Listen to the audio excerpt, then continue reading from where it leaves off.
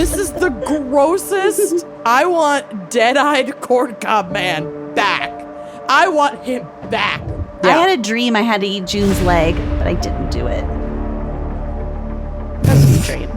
Did you get high through me? I think so. Assassins in the room with them that had just killed one of their classmates that day. Ew. Yeah, one of the rattlesnake bugs. There's no escaping the rattlesnake bug. Once they got the fangs in you. I harmed you because it got me off. I killed you so that I wouldn't get caught. Yeah. It's just such a horrifying combination. Kind of splitting it up in a really sick way. Viewer discretion is advised. Here we go. Ready? I'm ready.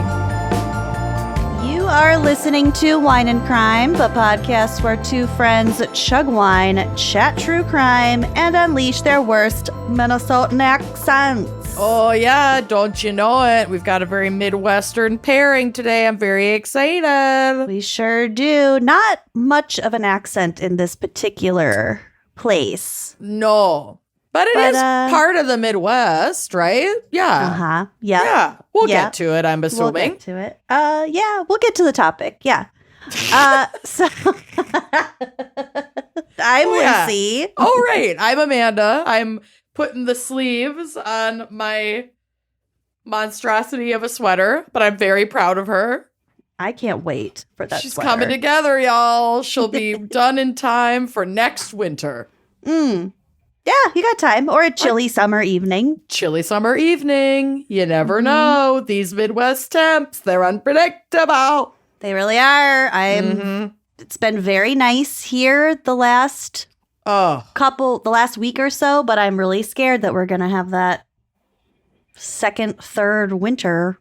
It could happen. Because we're only in early March as we record this. It's only March. For those listening, it might be April, but where we are, it's March.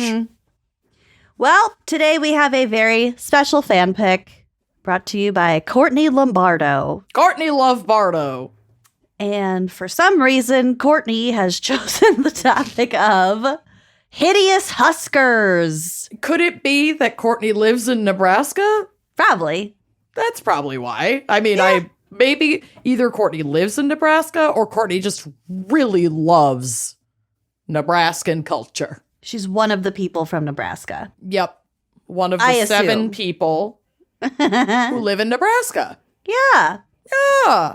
Well, Courtney, here's your fan pick. And I have some, shockingly weird information about Nebraska. I have a horrifying case that was recommended by Courtney, so we're getting it all from all ends. Fabulous. Well, I can't wait to get started. So, Amanda, what is our wine crime pairing for Hideous Huskers? Courtney specifically recommended a drink that I love so much and am so sad that I cannot drink today. Why? Well, okay. You know that yesterday I had to take a sick day because I had a gastroparesis flare. Yes. And I am feeling better today, much better, but I don't trust my stomach enough to do alcohol, period, but especially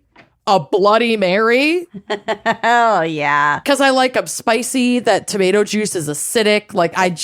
I personally couldn't do it. So I actually have a couple of little pink joints that I put together for myself earlier that I will be cracking into. But just because I can't drink the pairing, it doesn't mean we can't discuss the pairing. So I wanted to give a brief background on the Bloody Mary, what constitutes a Bloody Mary, and Courtney specifically wanted really fun fixins. So I also went down a very shallow rabbit hole of some of the wildest Bloody Marys from bars across the United States. And I did put some photos on the drive, which will be on the blog for you to look at, Lucy, because some of these garnishes are absolutely fucking batshit and they're so funny. God. And we'll get to them, but they're shocking and I love them. This feels like a Wisconsin pairing. This does feel very Wisconsin. Wisconsin loves their bloodies and loves to go like balls to the wall on the garnishes. But the Bloody Mary as a basic is a cocktail containing vodka, tomato juice, other spices and flavorings, including Worcestershire sauce, hot sauces, which like I'm a Tabasco girly. That's kind of the classic, but you can get really fun with your hot sauces. Garlic, herbs, horseradish, celery, olives, and pickled vegetables are kind of the classic, and like a lime slice are like a classic garnish. Or lemon. Lemon, yep. A little bit of the citrusy acid, which actually is great to help cut the spice. If your bloody is too spicy and you're having a hard time drinking it, even with like a beer back, ask for extra lemons or extra limes, and that'll help level out the spice. Didn't know that. Yeah, it helps a lot. They will have salt, not only on the rim, but also in the mix. Black pepper, lemon juice, lime juice, celery salt. Some versions of the drink, such as the Surf and Turf Bloody Mary, include shrimp and bacon as garnishes. Yeah, that's what I like.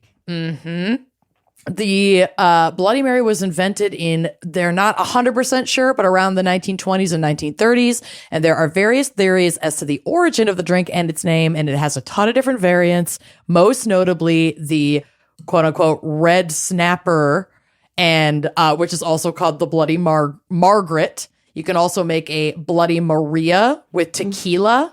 There's another bloody something or other that can be made with gin, and as a gin girly, that does not sound very good to me. No. Those flavors don't sound like a good mix. Yeah, and I know a lot of folks will also default to clamato, which is the clam and tomato juice, but that's not the classic Bloody Mary, and I find merely the thought of clamato physically repulsive. I also think clamato as a word is very upsetting. Clamato is clamato. I mean, I don't mind a clamato in the bloody, but yeah, it doesn't really taste like clams. No, thank you. Okay.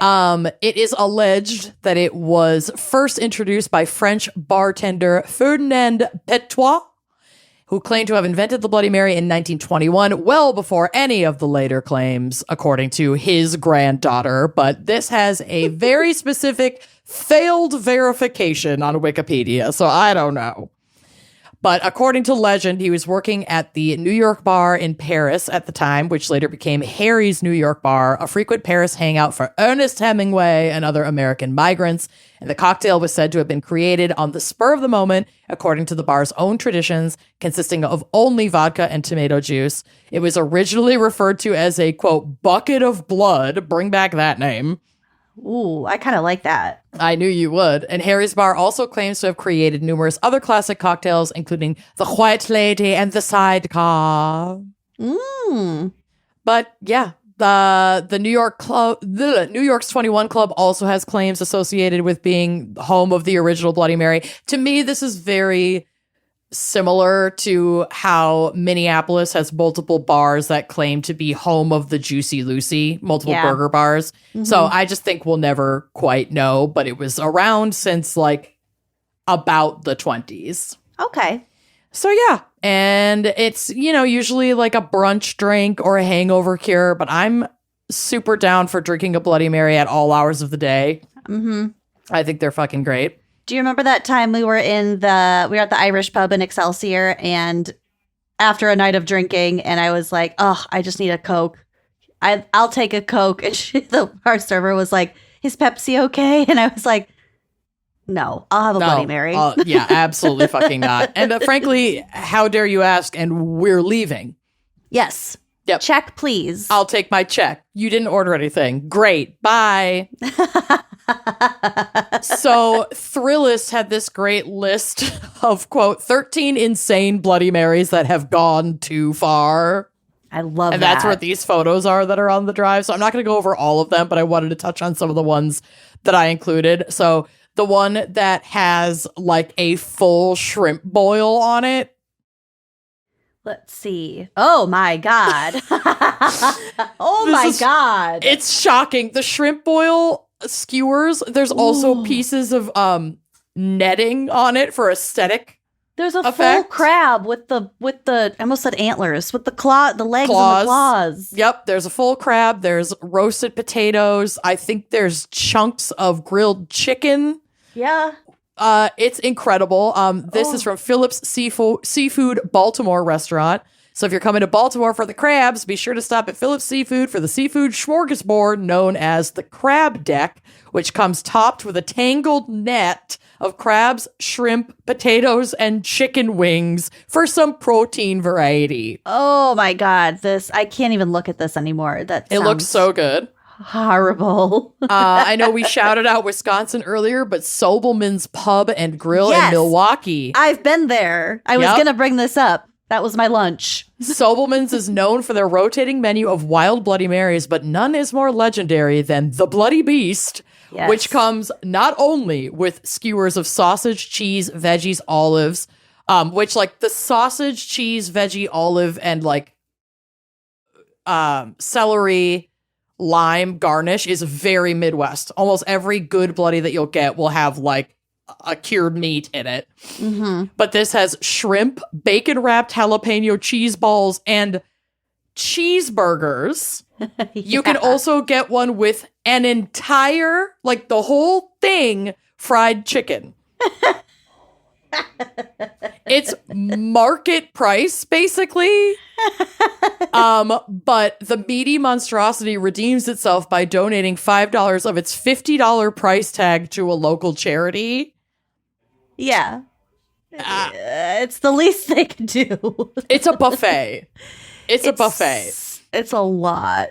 And this photo is not an exaggeration. No. I don't think we got the fried chicken on ours, but it definitely comes with 2 full-size cheeseburgers. 2 full-size cheeseburgers, and I love how they have, like, it's in a massive mason jar mug, and the chicken is, like, sitting up with its little leg, like, over the rim of the glass. It's, like, sexy. This chicken is posing. I love and also hate her. If you're in the Nashville, Tennessee area, you should check out The Flip Side. This retro casual burger joint offers the big fix for brunch. It's served in a big frosty mug with crispy bacon, skewers of olives, pickles and peppers, a skewer of chicken and potatoes, and a massive snow crab claw.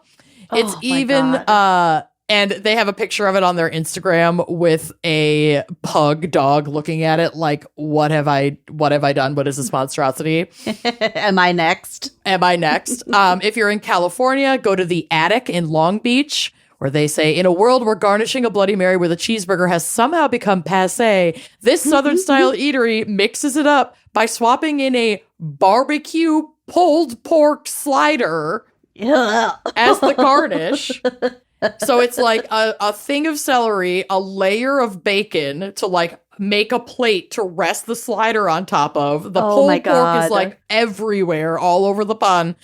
2 buns, and then they top it with pickles. I kind of love that the top of the glass is, they make it into a platform. Yep. A pulled pork platform. A pulled pork platform. If you want something a little on the sweeter side, go to the Star Bar in Austin, Texas. We aren't totally sold, it says, on eating a powdered donut, a chocolate donut, and a huge cinnamon roll with our spicy tomato juice cocktail, but we'll gladly indulge in the Hail Mary's sweet garnishes afterwards for dessert. So this has, one of the skewers has like your standards, pickle, celery, there's a fucking hard-boiled egg, meats, cheeses. Then it has another skewer that has tater tots, chicken tenders, and a full burger on it. And then a dessert skewer. It's like appetizer, lunch, dessert. The dessert skewer has a powdered donut, a chocolate donut, and a big glazed cinnamon roll on it. If you didn't already have diabetes. Type 3 diabetes. I'm ready to get it. Type 3. Is there a type 3? No, but I'm ready to invent it. Okay. There isn't one yet. Challenge accepted. Challenge accepted. I'll cover one more out of Pittsburgh, Pennsylvania at Luke Holy's Wild Alaskan Grill. Wow. It's a seafood Bloody Mary. It says, the hardest part about consuming this seafood Bloody Mary is getting past just how gosh darn adorable the deep fried crab looks. It's just kind of peeking at you. There's another one in Vancouver that has a full piece of chocolate cake on it, but like also onion rings, fried chicken. It's shocking.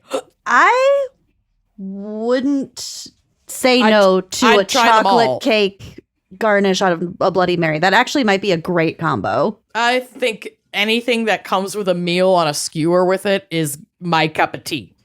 My skewer of tea. But for the purpose of this podcast being primarily in an audio medium, though if you do want to see our horrifying faces, you can join our Patreon at the $5 up level. Don't do it. But, do it or don't. That's your call. I do have a key lime LaCroix that I can crack, which I will do. And then I'm going to rip some weed. Are you ready? I'm ready.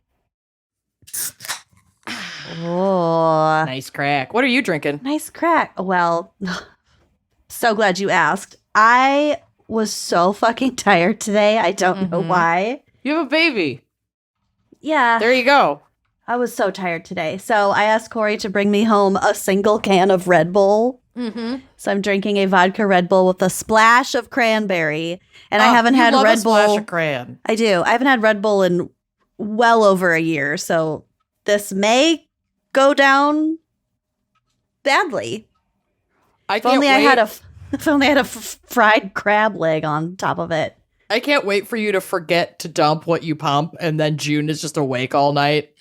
Babe, I'm not pumping. Oh, good for you. I love that. Yeah. Then no risk.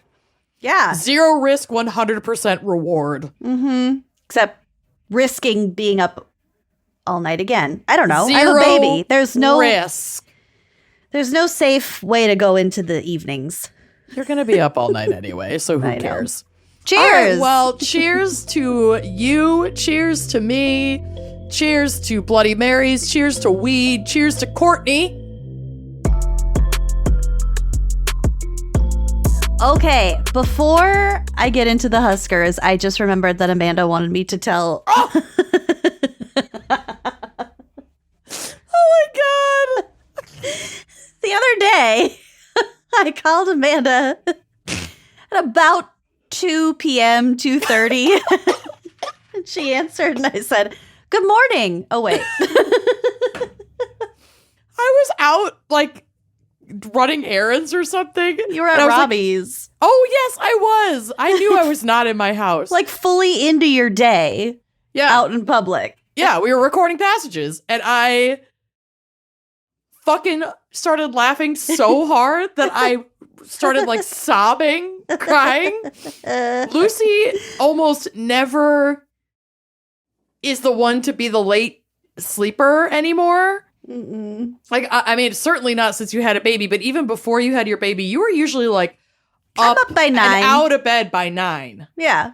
Pretty consistently. I'm I wake up because I have to pee at 8 a.m., but I will not get out of bed until I have to. Even if I'm awake, I will answer emails, I'll scroll, I'll doom scroll, but I'm laying in bed for as long as I can get any work done from my phone. But so it was just so validating and hilarious. Good morning. Oh, wait.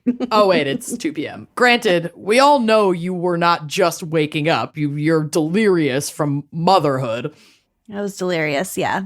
So you have an excuse, but that was so fucking funny. I know it's not funny to anyone really at home, but good morning. I just like to relive it. I love it. Okay. Anyway, what is your background and psych on Hideous Huskers this fine morning at 4:45 p.m.? Okay.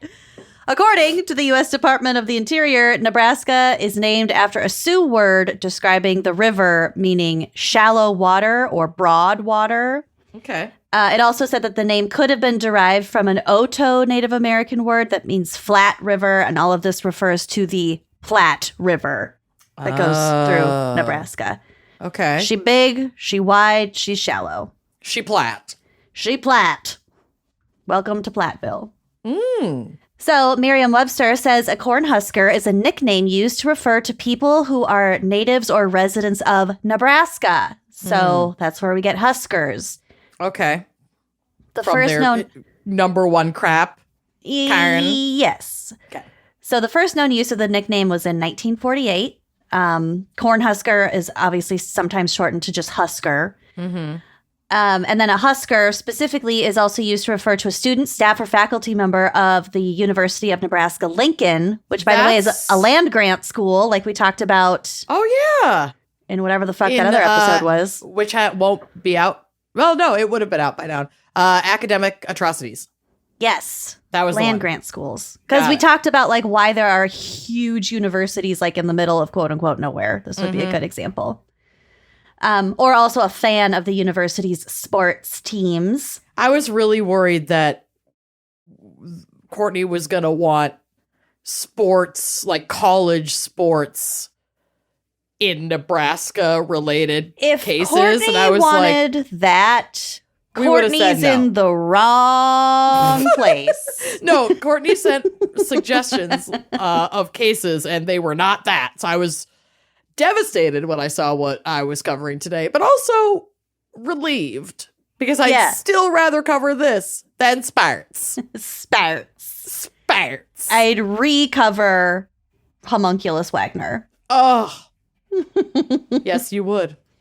According to the UNL admissions Tumblr page, Charles S. Sherman, a famous sports writer in Lincoln, Nebraska, which is where my dad was born. Your dad was born a Husker? Uh-huh.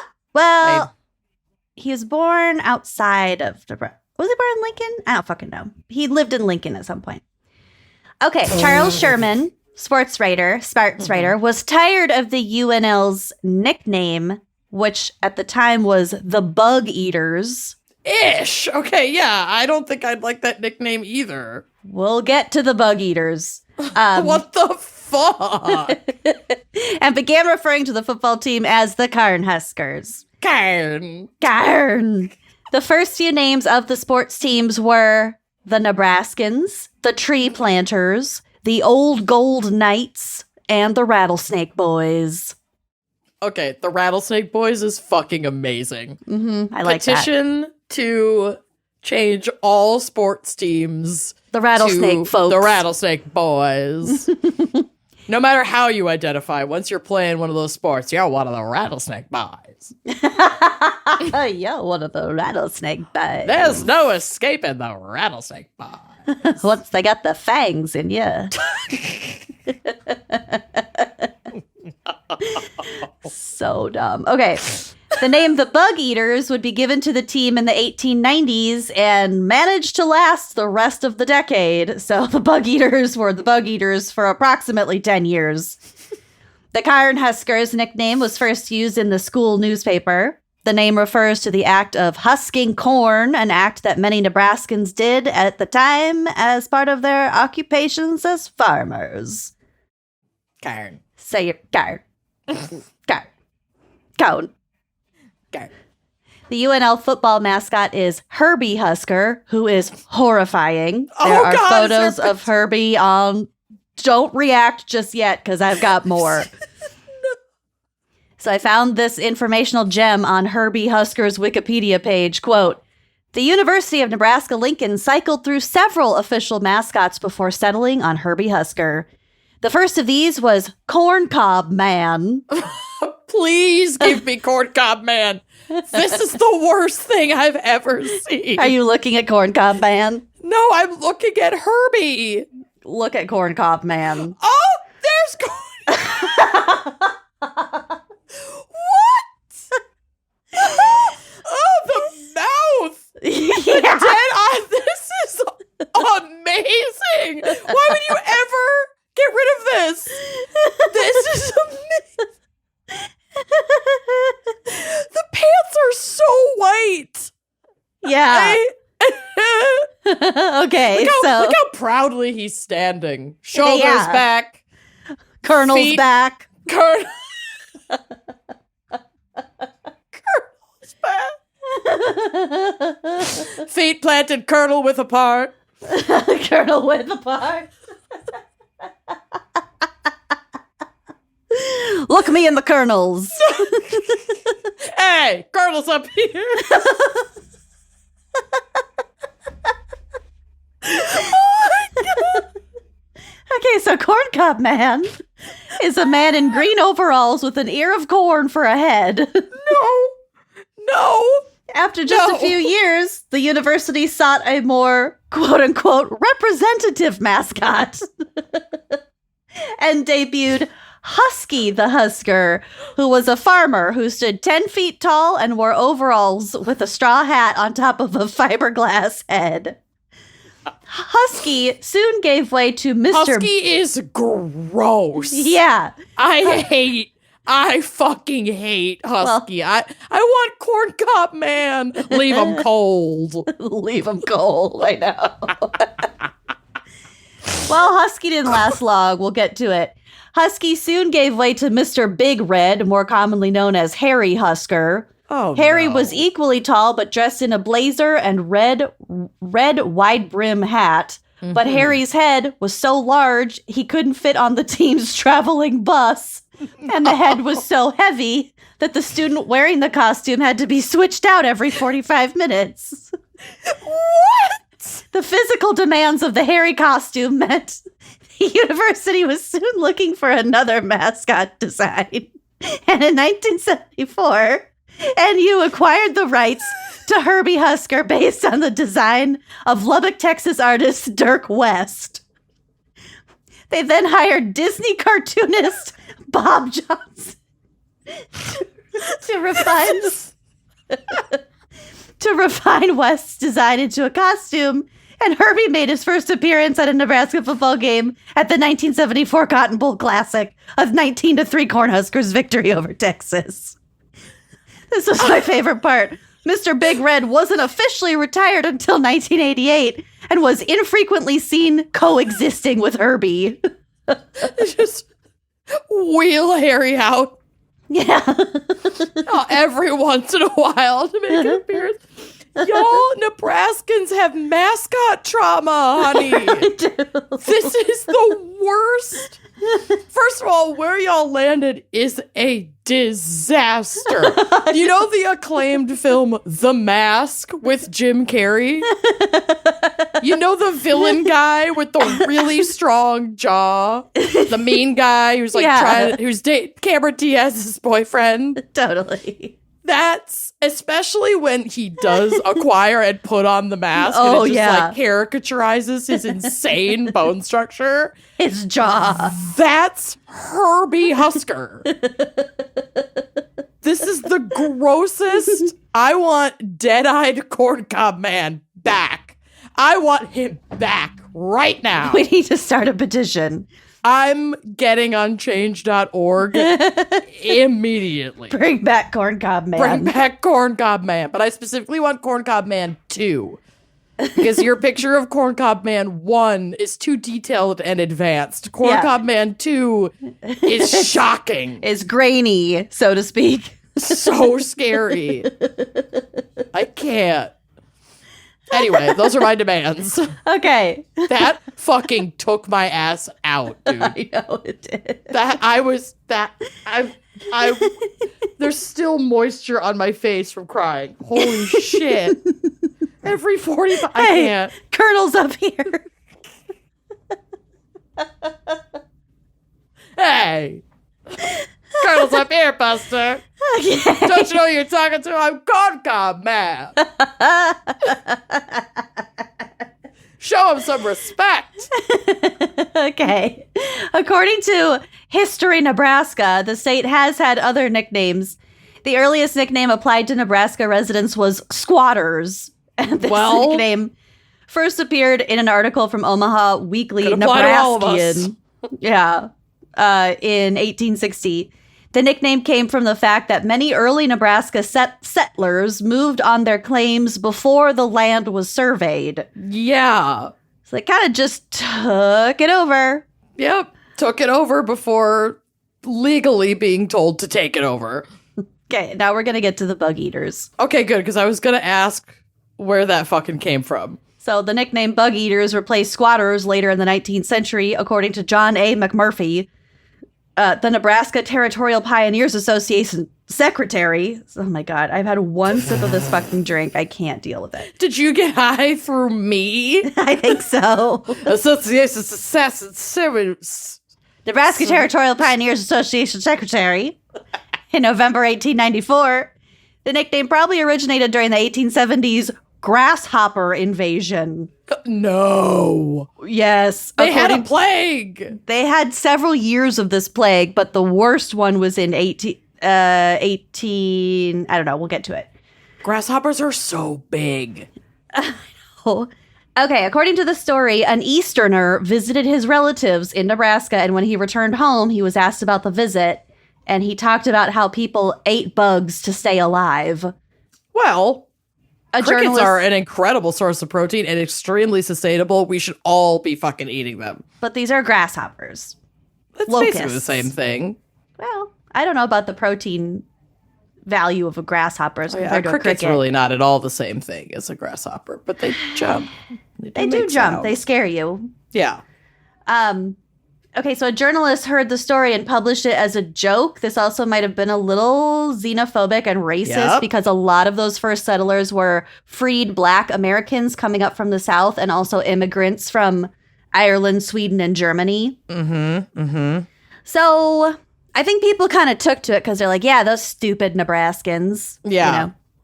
On April 4th, 1895, a legislature passed a resolution declaring Nebraska the tree planter state in honor of its role as the originator of Arbor Day. Okay, great. I do have more about the grasshoppers. I'll come back to the grasshoppers because how could I not? How could I just gloss over that? I know. I'm like, there's no way you didn't fixate on the grasshoppers a little bit. I fixated. Yeah. We'll get to it. Okay. According to the Britannica, the U.S. acquired Nebraska as part of the Louisiana Purchase in 1803.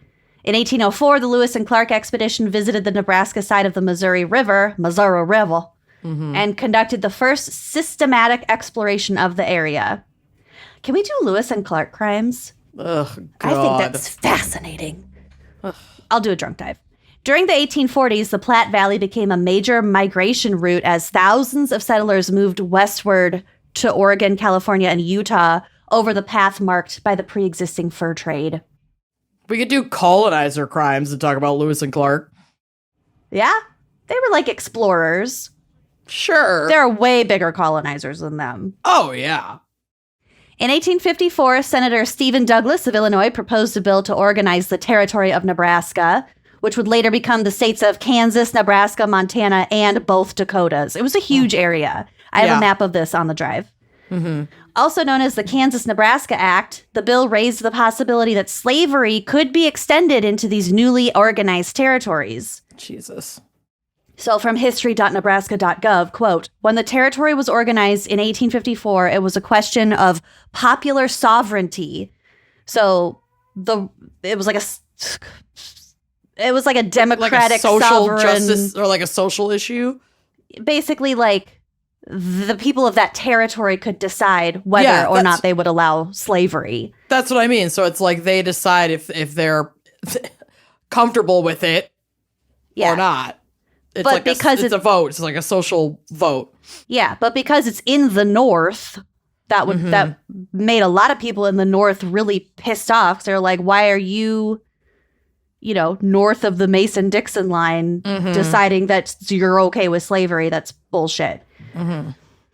Okay, so people in the North were bitterly opposed to the extension of slavery and were demanding that Congress keep it out of the newly organized territories. Could you tell that I just skipped to a new page when I paused like that? Keep scroll it out. I'm fine. You're doing so well. By 1867, the Civil War had decided the fate of slavery, and the problem of the day was whether the newly freed people were to be granted the right to vote. So then it's like, okay, well, obviously we're not going to have slavery because Civil War is over. There's no more slavery. But do people of color have the right to vote? Right. The Nebraska Constitution, originally submitted to Congress in common with the constitutions of most other northern states, restricted the right to vote to white males. Women were not considered qualified to vote. We're still not. Well, you voted yesterday. No, yesterday was Wednesday. I voted on Tuesday. Oh, okay. You're right. still not qualified. I fucking rest my case, Lucy. Only on American Idol. You're the reason. I am the reason. I am the downfall of my gender. Feminism. Congress, controlled by those demanding African American suffrage, amended the Enabling Act to provide that Nebraska could not be admitted unless this restriction was removed, as in they didn't want to admit Nebraska as a state unless Black people were allowed to vote. Could vote. Yep. President Johnson, believing that Congress had no constitutional right to dictate to Nebraska in this fashion, vetoed the bill.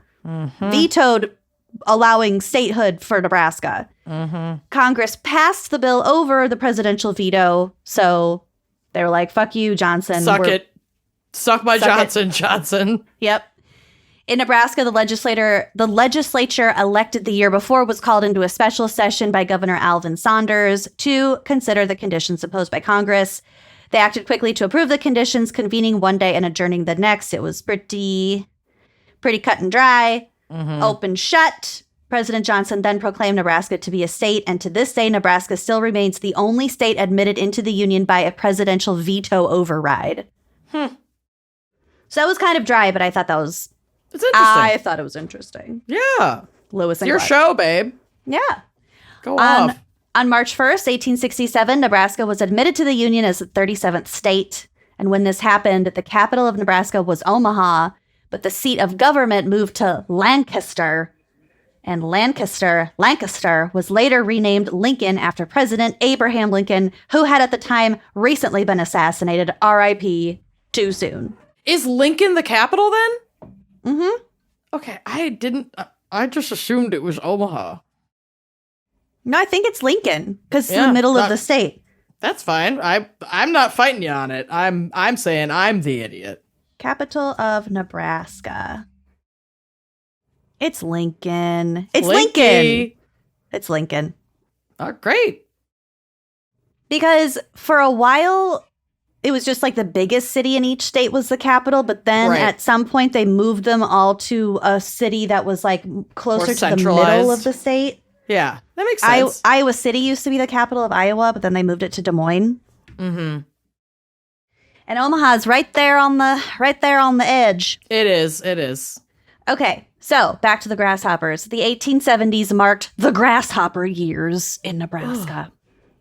Great swaths of the insect, I wrote swatches, but I meant swaths, of the insect had visited the land several times since 1857, but the most significant grasshopper raids happened in late July of 1874. An estimated 12.5 trillion grasshoppers. Trillion? Trillion. Specifically, Rocky Mountain locusts. I have a photo on the drive of a Rocky Mountain locust. It's massive. Yeah, they're gross. Invaded the settled portions of the state. Their legs are so long. Yeah, they're nasty. They arrived in swarms so large that they blocked out the sun and sounded like a rainstorm. They ate people's crops. They ate wool off of live sheep, and they ate the clothes off of people's backs. They also ate like saddles. They were attracted to anything with like salty sweat on them. That's why they ate like clothing. Anything leather, anything organic they would eat. What Isn't that disgusting? On earth? So everything was devoured. This also happened in the summers of 1875 and 76, but it never got as bad as the summer of 1874. At the time, many Nebraska newspapers tried to preserve the state's reputation to avoid discouraging immigration, but these efforts didn't work. No! So like I mentioned, the journalists in the Northeast, newspapers in the East published unfavorable reports, but they were unfavorable, but they were realistic. Yeah. The U.S. public responded with charitable donations. Farmers seeking help. So the people started donating to all these farmers and families who had lost all their crops and their livelihood. And then finally, the federal government was like, okay, well, we can't just have like random people, you know. So this was sort of the first, mutual aid. Federal aid. But it started with mutual aid because people just started donating their own money to the farmers. Yes, it did. Farmers seeking help from the Nebraska Relief and Aid Association had to swear that they had nothing left due to the attacks before they could receive assistance. Here we go. The nonprofit industrial complex gatekeeping the funds. State legislatures and the U.S. Congress began appropriating funds for food, clothing, and seeds for the following spring. The Rocky Mountain locusts became extinct by the early 1900s due to the expansion of farming disrupting their habitat. So pretty much they had a few last hurrahs before they died out. They lashed out. You're telling me they really went out kicking and jumping. Yeah. Happen. It can easily be argued that grasshopper relief efforts helped establish federal and state government roles in disaster relief and in aiding agricultural producers. It was like the first time that happened. That's wild. I also read my God. I also read another part where like steam trains moving through the areas with all the grasshoppers, the tracks would get so slippery with dead, crushed grasshoppers that trains would like roll off the tracks. What the fuck? Yeah, it was a major issue. I don't like that. Thanks, I hate it. There is a illustration on the drive of a farmer with a horse that has like a plow in front of it that looks like a big what's it called? Snow plow. Those are all hoppers that they're scooping up? That's a grasshopper catcher that they're scooping into that net. So they like clear their fields with it. Wow. It's like a snow plow. Yeah, but yeah, it's got that mesh at the back. Oh. And then there's another picture. Well, it's just of the train. Yeah, I saw that. But it talks about the grasshoppers. They stopped this train. That's wild. Yeah, because the train couldn't move because the tracks were so slippery. That's fucking disgusting. Yeah. Hopper guts. On March 28th, 1925, Nebraska became the last of the contiguous 48 states to adopt its own flag. The flag consists I knew we'd get to the flag. of a dark blue background with the state seal in the center. The seal shows the Missouri River with a steamboat, a blacksmith in the foreground with a hammer and an anvil, a settler's cabin surrounded by wheat sheaves and growing corn, and in the background, a railroad train heading toward the Rocky Mountains.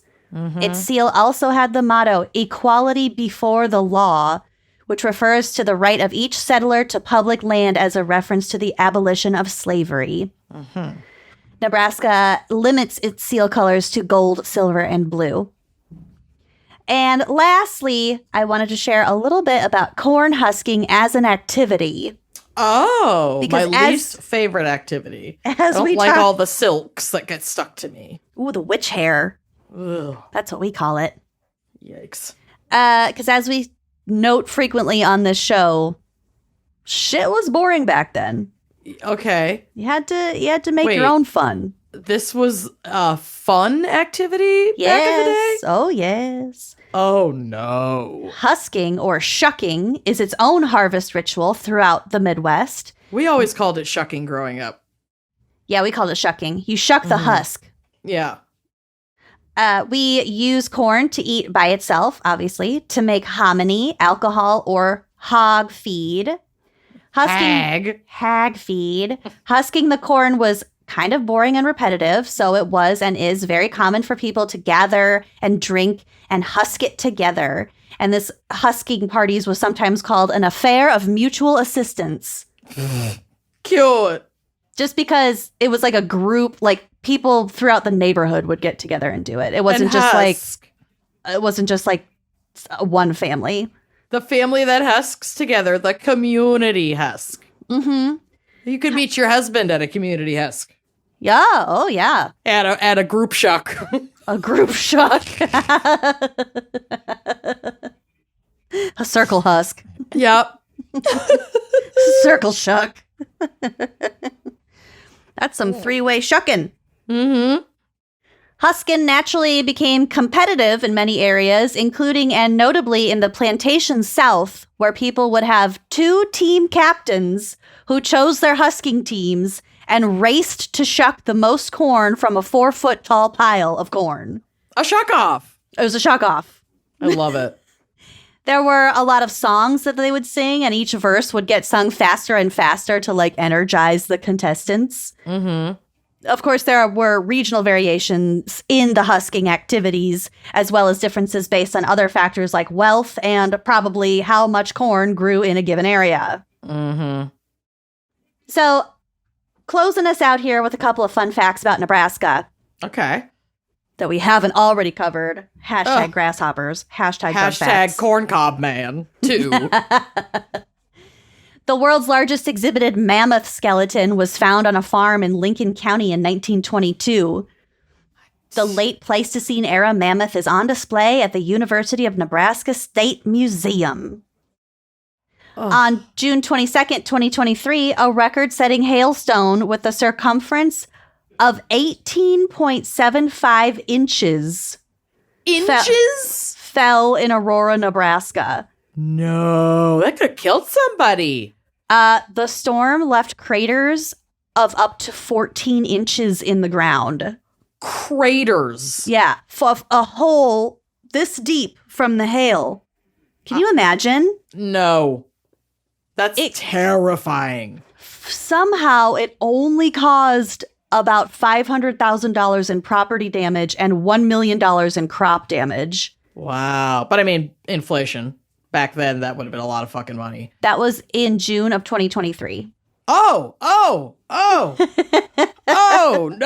Yeah, it was like yesterday. I thought this was a very, very, very, very long time ago, and climate change had saved us from 18-foot fucking inch, whatever, hail. Nope.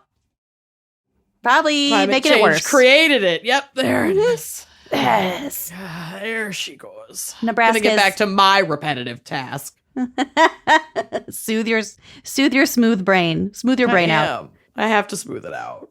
Nebraska is the birthplace of Kool-Aid. Ever heard of it? Oh yeah. I have. Oh yeah. Sure have. In 1927, the juice was invented by Edwin Perkins in Hastings, Nebraska. He made his soft drink syrup into the famous powder, which made for a more straightforward shipping process. I think the body of the Kool-Aid Man mascot inspired Herbie. It inspired his head, for sure. Yeah, they're the same shape. It's so gross. I hate Herbie so much. Yeah. He's my new pale man. Ew. The Henry Dorley Zoo in Omaha, Nebraska is home to the largest indoor rainforest in the United States. Cool. It covers 1.5 acres of land in an 8-story building and has flora and fauna from rainforests all over the globe. So, Amanda, next time we have to go. That we sounds go to Omaha to visit the Patreon office. We're going to the zoo. And we're staying in that same hotel. And we're going to swim in that fucking pool. And we're going to make friends with those drunk people. And we're going to have great bombs at the bar. Yeah. And then you're going to... That was a lovely trip. Drunk dial M and propose to them. I did do that. That was fun. I did. That was a good time. Anyway, they gave a tentative yes, but I married someone else. So that's on me. Yeah, well, you're the heartbreaker. Those are the most interesting facts you ever wanted to know about Nebraska. That is so much more than I ever knew or wanted to know about Nebraska, but I'm very grateful for you. That was wonderful. Well done. Sometimes you just don't know what you don't know, you know? I'll never forget Corncob Man. No. He's changed my life. Print him out. Print it out. Print it out. Frame it. Put it on your desk. Well, yeah, let's take a break to hear a word from our sponsors so I can print out Corncob Man.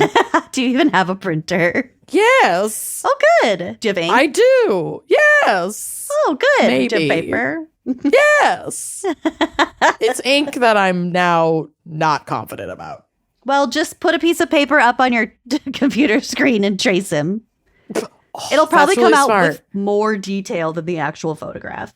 You're right. And then I could take it to Dave and be like, tattoo this on me immediately. And he'll be like, are you sure? Can I fix it a little? And he'll be like, no. No, as is. No, I would let him reimagine it. But he also has learned to stop asking me if I'm sure. Haven't we all? Yeah. This comes with the friendship of more than 10 years with you. Most people in my life don't ask me that question. Because, yeah. She's sure. Don't make her think too hard about it. Because that's its own can of worms. It ruins everything. It does. It's way less fun. I love not thinking things through. Love it. I do. It makes for good TV. I do almost everything on impulse. Yeah. Everything. Yeah. And you know what? I'm not dead yet.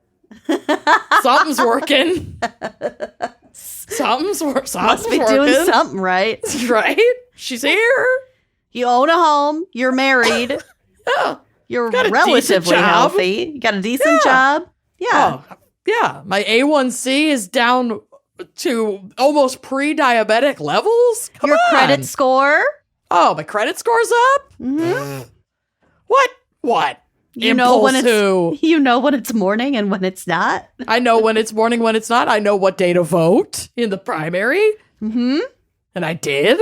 You've got your shit you're sewing your own clothing right now. So I'm amazing. You're very put together.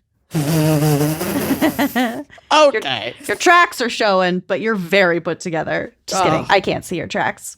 That's because all of my hair is out. I have none. It's all out. It's getting re-put in very soon, but you can't see what isn't there, honey. Yep. Don't know what you don't know. Anyway. Nope.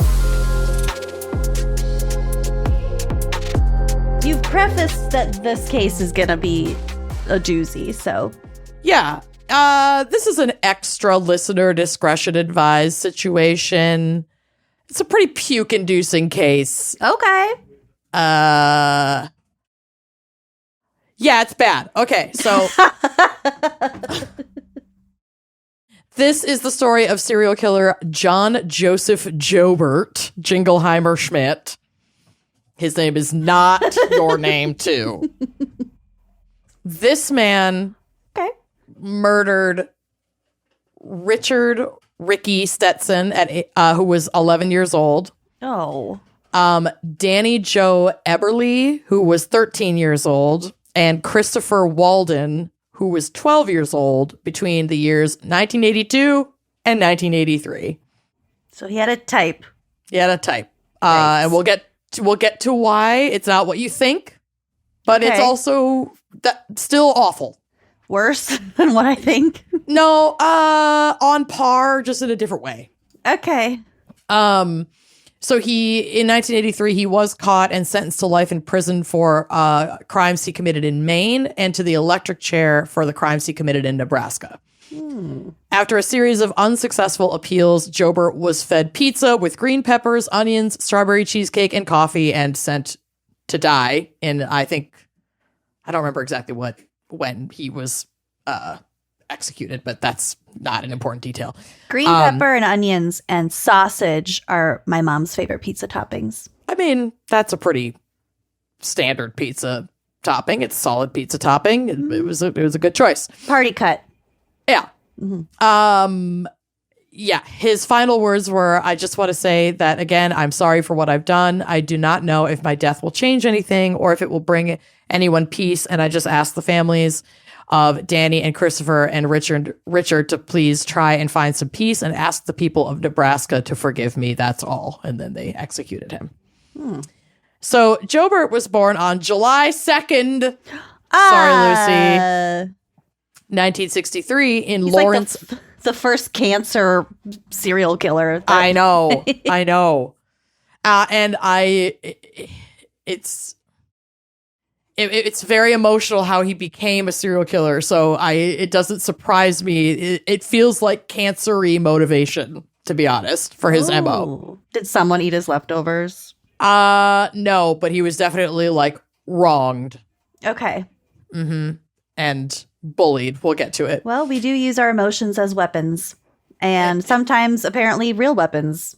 It happens. Mm-hmm. His parents got divorced when he was a young kid, and his mom moved him, and I think he had a sibling. Again, I didn't look that deeply. To a little tiny, pretty shitty apartment in Portland, Maine. And then she had to work. And so he spent a ton of time being cared for by a beloved babysitter. Now, put yourself in the shoes of this babysitter for just a minute. Imagine you're babysitting a little boy. He's like maybe 5, 6 years old. His parents have recently been divorced. He's really upset. He's been told he's not allowed to go visit his father. And he blames his mother for that. Whether it was her saying that she couldn't go see him or not is kind of unclear. But he also blames her for his parents' divorce. This kid is clearly a mess. From what I read, his mother is a pretty nasty and emotionally distant and abusive woman. But, like, you're just the babysitter. So there's really not anything that you can do. As a side note, Jobert's band teacher, a man named Rich Petrie, who was close to Jobert and acted as kind of a mentor to him, said, quote, "My impression was that the mother was cold and extremely manipulative. He was under a very, very tight leash."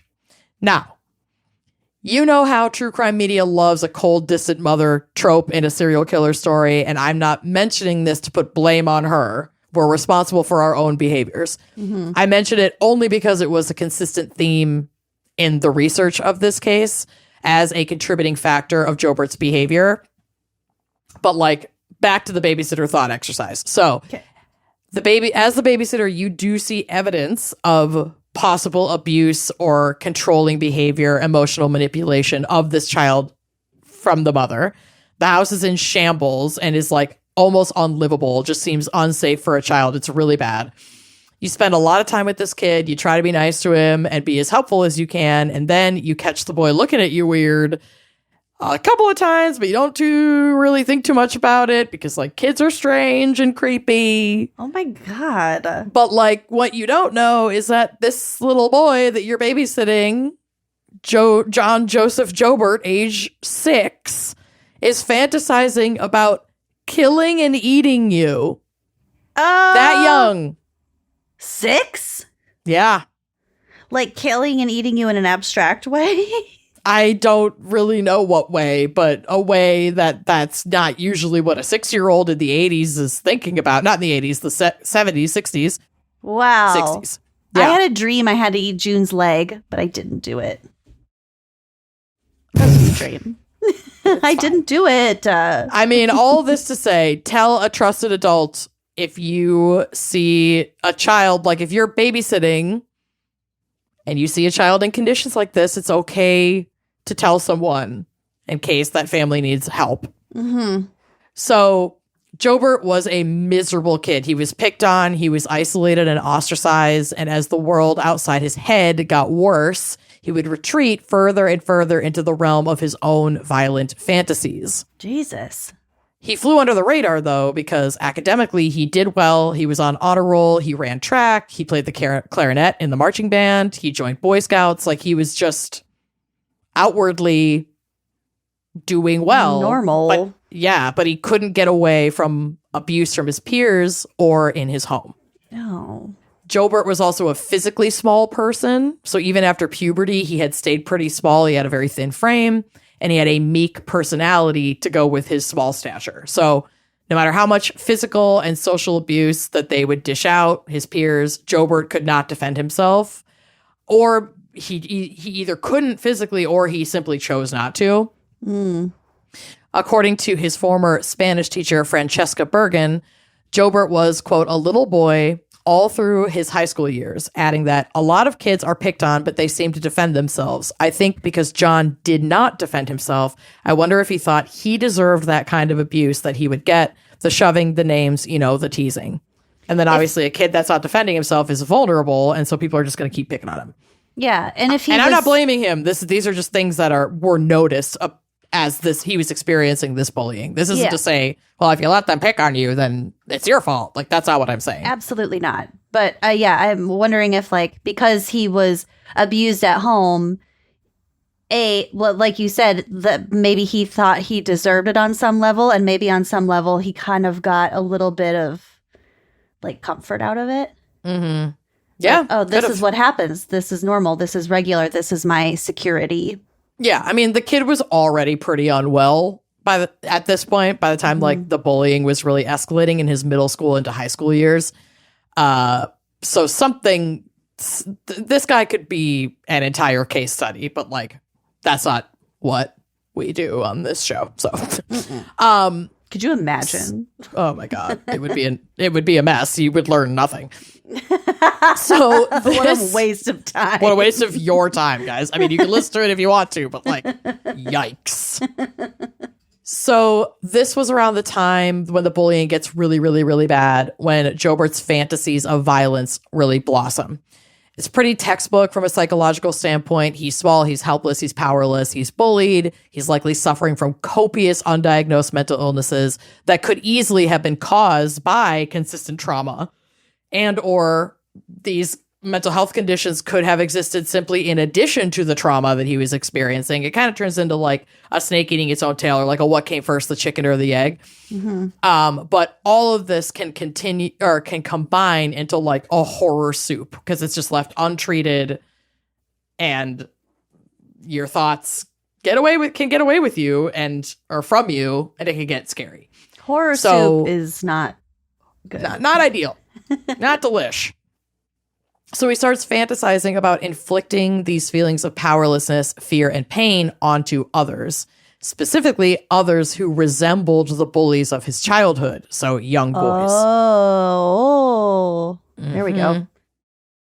Jobert cooperated after he was arrested and confessed fully after his capture, so we do have a lot of detail about his like descent into madness and what he did to his victims. Oh. And it had been going on for a while. Like, this is a laundry list of red flags, and it really speaks to how poorly cared for he was. It sounds like both at home and even at school, because any of the adults in the room were really very clearly not protecting him. I mean, he was experiencing abuse from his own mother, but like, you heard from these teachers, they fucking knew that he was being bullied, and they were like, yeah, he didn't really defend himself.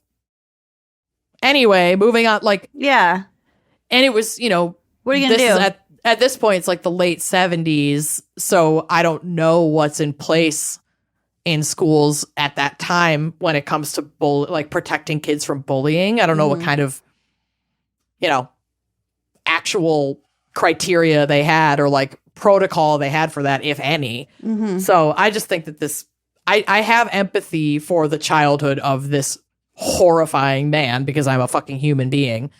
But I'm more angry at the people who just let these red flags sprout up everywhere, and no one really looked at this and went, this is getting really fucking dangerous. We need to shut this down and like get him some help. Yeah, the blame was just sort of shifted into different like... Yeah, so like he is to blame for all of this, and the blame is shared among his community of adults that were not intervening. So when he was 13, he went on a bike ride, and as he passed behind a young girl, he found himself overcome with a violent impulse to take a sharpened pencil out of his school bag and stab her in the back with it as he rode by on his bike. Ooh! Just jabbed her. This was one of his earliest memories of feeling sexually stimulated by inflicting pain on others and other people's pain in general. He recounted feeling aroused when she cried out in pain. From the sharpened pencil, he escalated his bike-by assaults. The next time, his weapon of choice was a razor blade, slashing a young girl as he biked by. Oh my God. In both assaults, he moved quickly enough that no one positively identified him for the attacks, because he was on his bike and he would just like swipe and go. Yeah, and probably in the 60s or whatever where he was growing up, there were kids on bikes fucking everywhere. Everywhere. He could have easily blended into a crowd of biking children. It's like Dennis from the Sandlot. Yeah. Yeah. So this also establishes something pretty vital about his MO. He did want to hurt others. He got gratification from hurting others, but he was terrified of the consequences. and went to great lengths to avoid detection, capture, and repercussions. He has a cancer. Doesn't want to get in trouble. Does not. If he is to be believed in all of his confessions, his fatal attacks on the boys later in his life were about inflicting pain, and that the actual killing was mainly motivated by a desire not to be caught, which is a detail that feels so sickening and dehumanizing and self-preserving.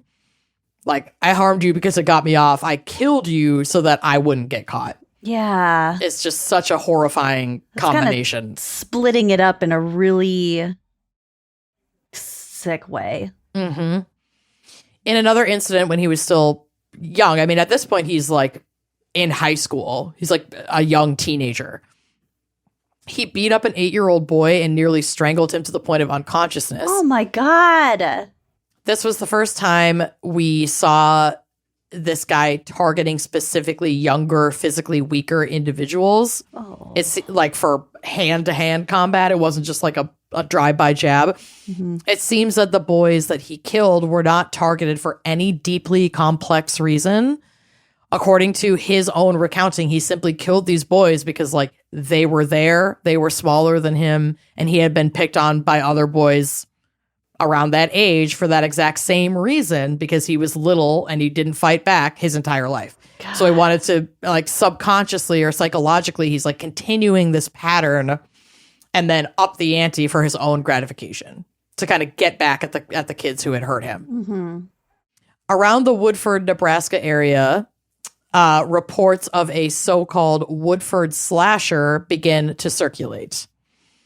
Multiple people were slashed, they were stabbed, or they were cut in like random walk-by events. Jesus Christ. And it's important to note that this is all happening around the time we're going to get to it here when he had been like committing these attacks. He graduated high school. Out of high school, he like joined the Army or the Navy or something, and they stationed him in Nebraska. So around that time, these reports are starting to pop up. Everyone survives these slashings. There are no life-threatening injuries, but there is, according to the public, like a lunatic going around cutting and slashing people at random, which weirdly enough happened to Tina Fey. What? Yeah, she wasn't like a victim of the Woodford slasher because she wasn't in this area, and it wasn't in this time frame. But when she was a 5-year-old little kid growing up in Pennsylvania, she was playing in her front yard, and a stranger, like some random dude, came up and slashed her face with a razor. Oh my God. And she thought that he had written on her with a marker until she like saw the blood. And that if you look at photos of her, she has a scar on her face that goes from almost all the way up to her ear to almost her lip. Oh my God. That's what it's from. People are fucking unhinged. And she in a couple of interviews she gave, she was like, yeah, I didn't have like any residual trauma about this until as a kid, until I got into like acting and improv. And then people are like so critical of your fucking face. Wow. I'm going to put this picture on the drive of her face scar. Yeah, she was like, it pissed me off because directors or photographers, whatever, would, talk about her quote unquote good side and want her to like cheat away, like hide her scar. She's like, I never had a problem with my fucking scar. Oh my God. Like, other people had a problem with my scar. And now she's like, fuck that. I'm fucking Tina Fey. I'm not, I don't have a problem with my scar anymore. Well, but when you're like producing and whatever your own shit. But yeah, isn't that a wild story? Like people are fucking unhinged, just slicing a baby's face, like a toddler's face, in while it's playing in the yard. Like she was 5. Who the fuck? She was 5. She was 5 fucking years old. That's so gross. Anyway, in a surprise to no one, the slasher was fucking Jobert. And he later said in an interview that this moniker of the Woodford slasher made him feel powerful and actually emboldened his attacks. Great. Which confirms what we've definitely said before. Lots of people have talked about this, that like giving sickos like this a cool nickname in the press is not the move. And that's specifically what happened in this case, where in Jobert's mind, he's carrying out these attacks to reclaim his like lost strength So getting this recognition and formidable nickname just serves as validation in what he's doing and confirmation that he's successfully terrorizing people. Yeah. And it just pushed him further. Yeah. Like he himself said that. He was like, reading that in the press made me want to do it more because it made it like exciting. Yeah, it's a reward. And he was still in high school when he was committing, or like he had just graduated high school when he was committing these assaults. So he's like 19 or 18 at the youngest. Like think of being that impressionable age and doing this lone wolf bullshit and seeing your story in the press like that. Like you're fanning the fucking flames or flames. Mm-hmm. I don't know. The press really shouldn't fucking do that shit. So circling back, he had graduated Catholic high school in 1981. He flunked out of college the same year in the fall, and he returned home and was doing odd jobs. And for a while, everything seemed quite mundane, but it wasn't. Like inside, he was ramping up his behavior and it was like reaching a peak, and he's fucking doing these slashings. Like outwardly, he seems chill, but he's and there's no way that's not going to escalate. No. So this is when the first murder occurs. Or wait, no, he hadn't moved yet. Sorry, I have some of this stuff out of order. So the Woodford slasher stuff is after he had moved. The first murder actually occurred right before he graduated. So the first murder still occurred in Maine. But like no one in Nebraska knew about this, obviously. He murdered someone while he was in high school? Yes. Oh. So this is Richard Stetson, whose family and friends called Ricky. He was aged 11. And the details of Ricky's murder are so devastating. So it's August 22nd, 1982. Ricky left home to go exploring on a 3.5 mile long trail called Back Cove Trail near Portland, Maine. So yes, we're still in Maine. We're going to get to Nebraska. I did kind of switch up the order a little bit. It happens. I didn't misunderstand the assignment. We're good. It's fine. Witnesses who had been in the area that evening recalled seeing a red-headed boy in gray sweatpants out jogging. So like he sometimes would go exploring, sometimes he was just jogging on the trail. Like he's 11. He's just like out getting some exercise. Many of them also recalled that another young man or young boy or older boy with dark hair was riding behind him on a 10-speed bicycle. Ricky did not come home after his jog, and his parents called the police, and a motorist found his body the next day on the side of the interstate, just like tossed. Oh my God. Initially, the death is thought to be a hit and run, but after examination, it becomes horrifically clear that the boy had been stabbed to death. And the autopsy would show that he had technically died of asphyxia by manual strangulation. But Ricky had also been stabbed in the chest and had been bitten in the calf. And his attacker had slashed at the bite mark in an apparent attempt to hide it or ruin it as evidence. Oh, bite mark. Mm-hmm. Ricky had been undressed and redressed, but there was no evidence of sexual assault. And Jobert would say in interviews later or in his confessions that he would relieve himself of the sexual tension that his murders engendered later and not during the act or immediately after the act. That was very calculated with the bite mark thing, with the not ejaculating near thing. He knew what he was doing. Yeah. So in December of 1982, 3 months after Ricky's murder, Jobert leaves Portland, Maine. He joins the Air Force. That brings him to Nebraska, and the slashings are starting. But then there's also a murder in Nebraska. So on September 18th. Sorry, are the slashings between Maine and Nebraska like ever connected before he's caught? Nope.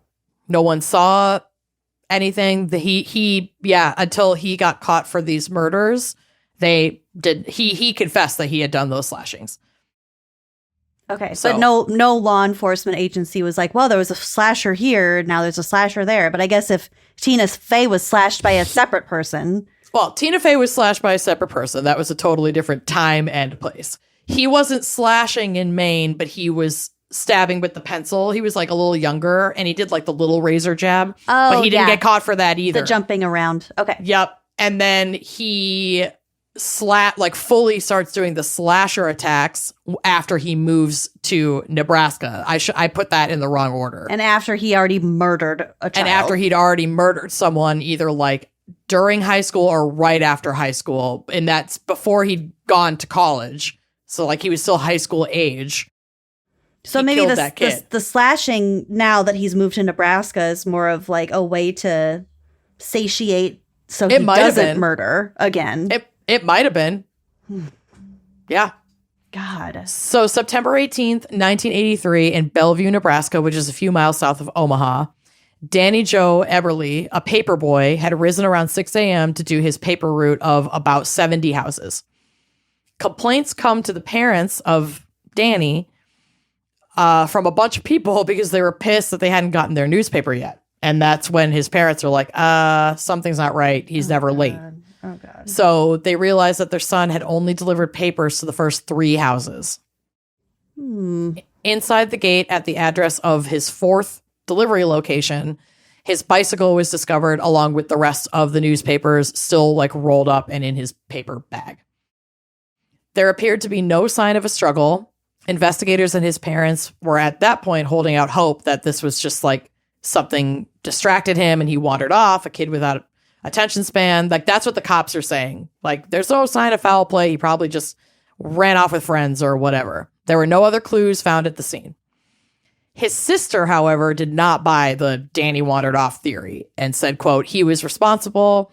He didn't just blow off paper routes to go play with friends or something. He also and she also reiterated that he loved his bike way too much to leave it behind because he'd spent his own money that he'd saved up doing odd jobs to buy like that bike and all these little accessories for it. Why is that like the saddest part? I This know. little boy who just loved his bike. That was like the red flag. Oh.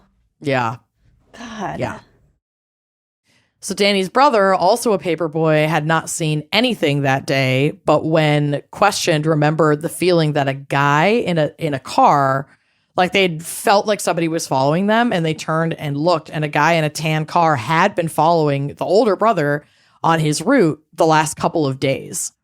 And Jobert would later admit to the attack and said that he approached Danny after seeing the boy rolling the newspapers and had followed him as he started his route and then taken him at knife point in the front yard. He tied him up and drove away with him in the trunk of his car. So there wasn't like a struggle at the scene because he came toward him with a knife and scared him. And so the kid like did what he said because he had a weapon. Mm-hmm. According to Jobert, Danny had nearly convinced him to let him go. After Jobert had injured Danny the first time, Danny said that if Jobert took him to the hospital, he wouldn't tell anyone about the attack. And Jobert almost agreed, but his fear of being caught overwhelmed him. And again, that's just according to Jobert, but it shows that fear of apprehension was a huge concern. So he slashed him once and almost let him go. Yeah. Oh, God. At least once. The slashing is so fucking gross. Yeah. It's really creepy. After a 3-day search, Danny's body was discovered in a patch of high grass alongside a gravel road, just about 4 miles from where the bike had been left. Okay, the details are rough. Danny had been stabbed 9 times with 2 additional wounds post-mortem in an attempt to cover up bite marks, just like he did in Maine. Danny also had a strange star-shaped pattern carved into his chest, showing an evolution of his MO. 3 months later, in a similar area of Nebraska, Christopher Walden did not arrive for classes on a Friday morning, and that wasn't normal. And so folks went out to look for him, and he was found killed in a nearly identical attack. The star thing? Mm-hmm. He was abducted. He's like carving a star in his chest? Yeah, or like stabbing in a star-shaped pattern. So it's a signature of some kind. Seems to be. He was abducted on his way to school at knife point and found with all these stab wounds. Also, as with Danny, witnesses claim to have seen a white man in a tan car on a walkway near the school where Chris went to school. So he was likely stalking him for a few days like he was with Danny's brother, Danny and his brother, while they were on their paper route. June is never leaving the house. I'm sorry. Yeah, I don't blame you. I never.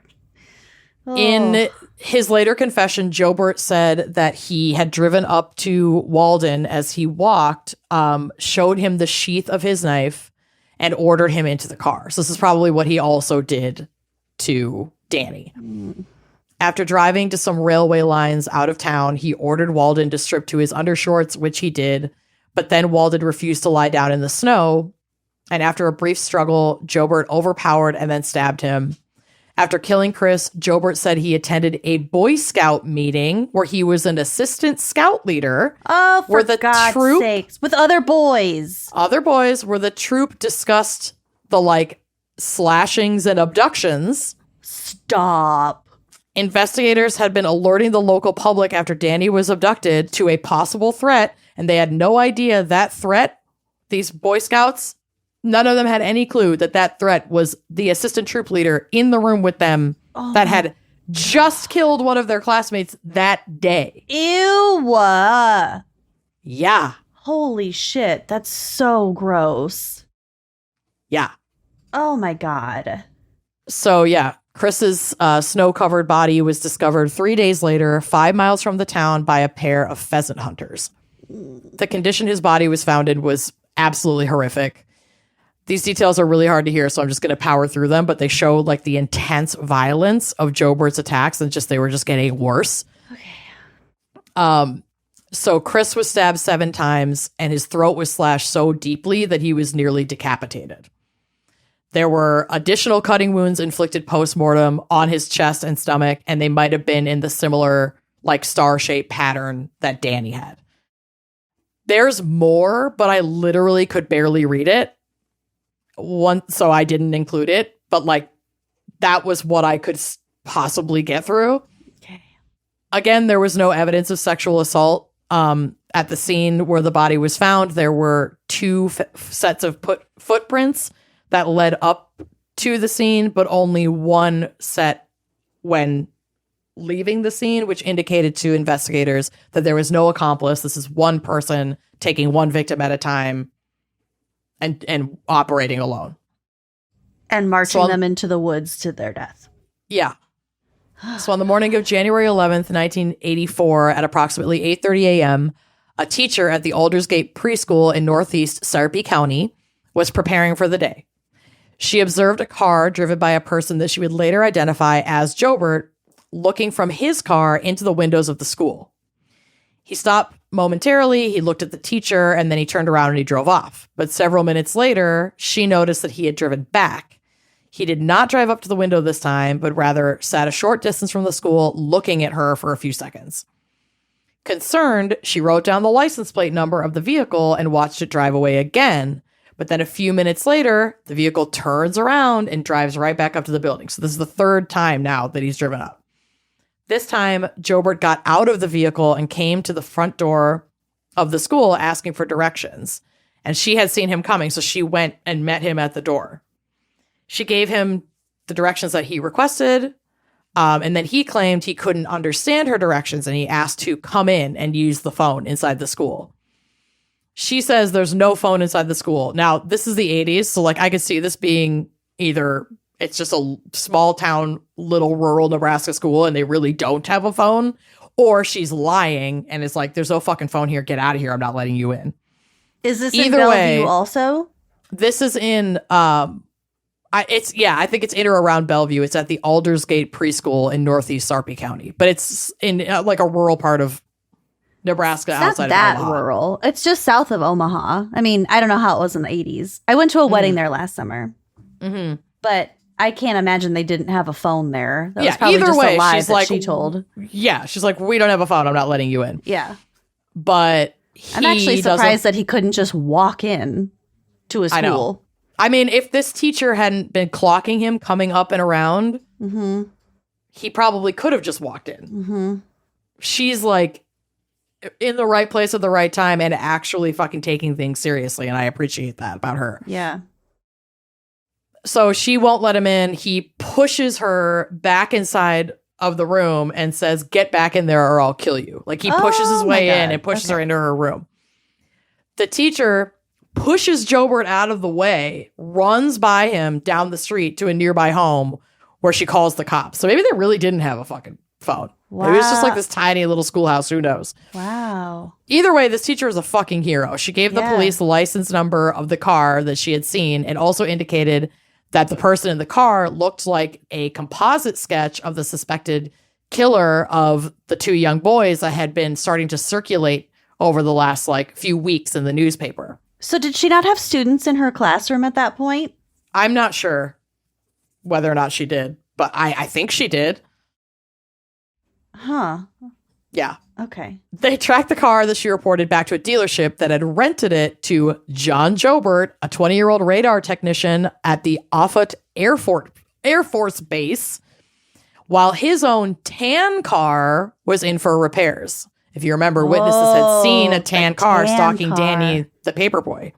A search warrant was executed for his car and his barracks because he was still living on the base. Oh, my God. They discovered rope identical to what was used to tie up victims, a hunting knife consistent with the wounds of his victims, and a stack of what were described as, quote, racy detective magazines. Oh, I got a box of those in my basement. Great. Well, he fucking did too. Well, they're from you creep. Corey's grandpa had them. They're like really erotic, really problematic. Mysteries. Yeah. Just like mostly about like police and like women being raped. Mm-hmm. Like, yuck.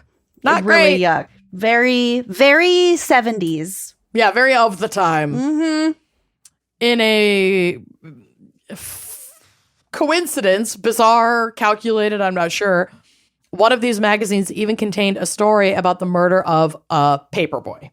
Oh my God. It could have been a fantasy then. It easily could have been. I mean, he did get information from these magazines. He said it was in these magazines that Jobert learned about bite mark matching and tactics in covering such evidence, and probably learned about some DNA stuff. I mean, it was the 80s. Well, they still had like not mitochondrial the DNA where they could just tell like, or at least blood typing. Yeah. You know, like just don't leave anything at the scene. Or anticipated advancements in that technology. Because they definitely had that. Yeah. So the rope that they found was the smoking gun as far as physical evidence. It was really distinct rope.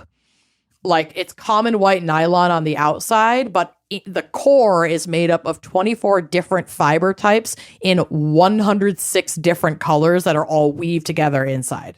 Oh, it's like recycled material rope, like really unique. I'm not I mean, it was really unique. I'm not sure if it was recycled material that was in there, but this particular rope was manufactured jointly for the United States and South Korean militaries. Oh. Mm-hmm. Didn't think that one through, Jobert. Yeah, so it's like a military grade rope, and it's a very distinct type of rope. And once you cut it open, it looks very common on the outside, but when you examine it, it's distinct. So because of the kidnapping aspect of these cases where the boys were taken from one place and then killed in another, that adds kidnapping charges. And then this also allows for the FBI to become involved. And they could get more resources than just the state level. So the case was literally used as a profiling, like a psychological profiling exercise at Quantico in Virginia. Ooh. And so they're doing this exercise, and a police officer from Portland, Maine was there for educational purposes, for like career advancement, whatever, as a detective, and was familiar with the killing of Ricky in Maine. And if they had not had that class and that hadn't been a case study in the class, they might not have that connection it. Might not have ever been made, or I wouldn't say ever. I think once technology improved, even just for connectivity, because this was an out of state, like their Portland, Maine and fucking Omaha, Nebraska police forces are not talking to each other. And there's no like wide online database where they can go, okay, here are the details. Does this match anything else that's happening around the country? They don't have that at this point. That is a wild coincidence. Isn't that a wild fucking coincidence? Yes, I love it. He linked the case to Ricky in Maine. Wow. Under the weight of all the evidence that they had, Jobert confessed within hours after his arrest, giving graphic, detailed accounts of the killings that he had committed. He divulged that as his attacks proceeded, he would think about letting them go, but become afraid of getting caught if he did. So he had that moment of, should I stop? Should I let him go? Almost every time. And then didn't. So he was sent to Maine to stand trial for Ricky's murder first, and they secured a life sentence for him in case anything went wrong with the Nebraska cases. But as we know from the opening, it did not. In Nebraska, he was sentenced to death by electrocution. Killing to cover up a crime is also, quote, a significant aggravating factor and a big contributor to his death penalty sentence, along with the, quote, senselessness and brutality of the crimes. So he may not have been, like, quote unquote, qualified for the death penalty if the boys had died as a result of the attacks. Even if he was like trying to kill them intentionally, the charge, there's an additional charge, especially if it can be proven or you confess that you committed murder to cover up a crime. That like adds another layer of, even if you were already planning to kill that person, it's like being able to stack all these charges. Yeah, it's kind of like when you first said that initially. It's like you're separating this crime overall into like two separate crimes. Correct. It's sick. Yeah. Wow. Jobert was apparently remorseful about his crimes, but simply unable to stop himself, according to him. From an interview in 1996, quote, "The murders provided material for the violent fantasies. That's all the gratification it was. I can't do anything except apologize, and I am sorry. It shouldn't have happened. It was the power and the domination and seeing the fear that was more exciting than actually causing the harm." And even while in prison, he was found to be drawing depictions of boys being tied up and stabbed on like pieces of scrap paper and toilet paper. Oh my God, the desperation.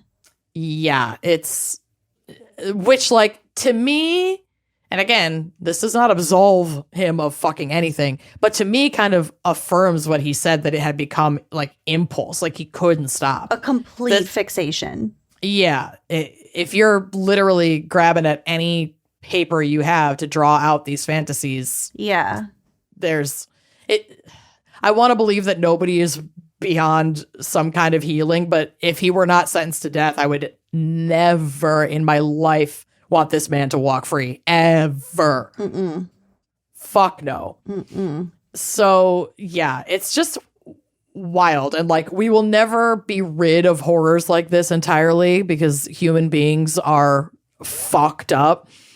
But, like, that's why I get so angry, because I do think that the only way we can ever get rid of horrors like this is if we are really coming at society from like a holistic, restorative, and preventative perspective. Mm-hmm. Because like I was saying earlier, this guy showed so many red flags throughout his life. And like, it really makes you wonder if he could have been prevented from doing these things if only someone had cared to fucking look more closely at this like abused and bullied boy who liked to fucking stab people. Yeah. Well, It's back like- to the babysitter. Did he admit that like after he was caught? Yeah, I think he talked. That was something he discussed he liked to talk, it sounded like, before he was executed. So Was there any- I think he gave that information. Well, that was like a little bit of like cannibalism fantasy there. Mhm. Was there any evidence that Yeah, there were was bite marks. There were bite marks on all the boys he killed. But he didn't like take a bite out of them or anything. I don't think so. I don't think there's additional. It's not like I don't think he was like eating. Mm-hmm. But there's still that fantasy there of Mm-hmm. biting at least. Yeah. Wow. Anyway, Wow. thanks for the suggestion, Courtney. That's a really wild case, and I'm kind of surprised I've never heard of it before. But also, like, paper boys in the 70s and the 80s, no one was fucking safe. Johnny Gosh. Yeah.